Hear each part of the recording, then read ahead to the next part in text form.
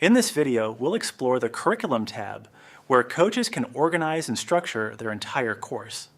This is where you can create sections and add different types of learning content, such as lessons, quizzes, and assignments.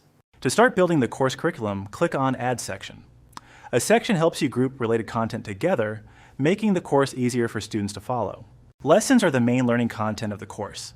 You can use lessons to provide videos, written material, resources, or other educational content to your students. Quizzes can be used to test students' understanding after completing a lesson or section. Coaches can use quizzes to evaluate how well students have understood the course material. Assignments allow coaches to give practical tasks to students. They are useful when students need to apply what they have learned. The Curriculum tab also allows you to organize your content.